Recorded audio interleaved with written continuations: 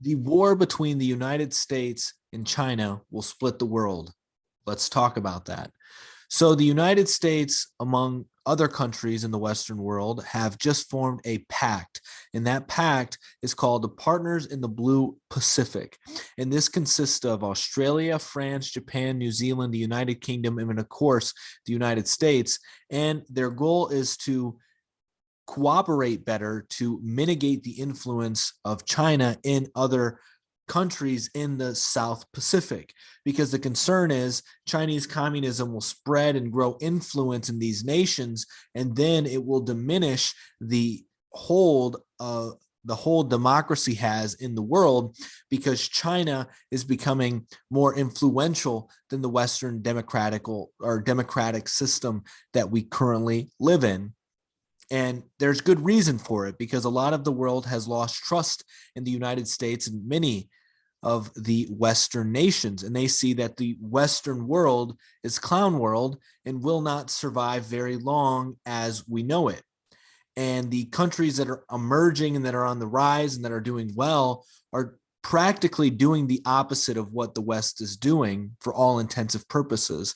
If we look at China, for example, they are against this whole LGBT movement, which is essentially what the Western countries mean by spreading democracy, is AKA global homo.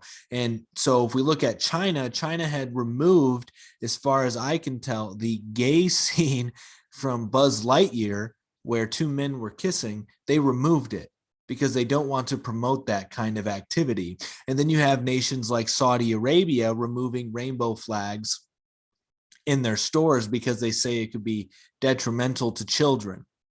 And so what we're witnessing here is a bifurcation of the world, is a split in the world. And what is really driving this is the Cold War that we're experiencing with China right now, and what we're seeing with the Western nations forming new pacts to prevent influence of China throughout the world. And they are going to fail ultimately, because you already have the Chinese minister making bilateral deals with a lot of these countries. And that's what they want to try and prevent. And it makes sense that China would want to have a strong position to their neighbors, which is essentially what Russia does as well. But what we're seeing with the United States is they want to have control of everything, because the United States is the spearhead for global homo, or for globalism, however you want to call it.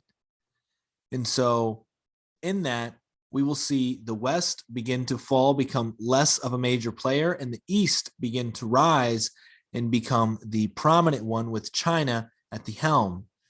And it's important to note that George Soros, a globalist, has stated that the greatest threat to open societies, which is his foundation, and also in terms of eliminating borders and globalism, is Russia and China.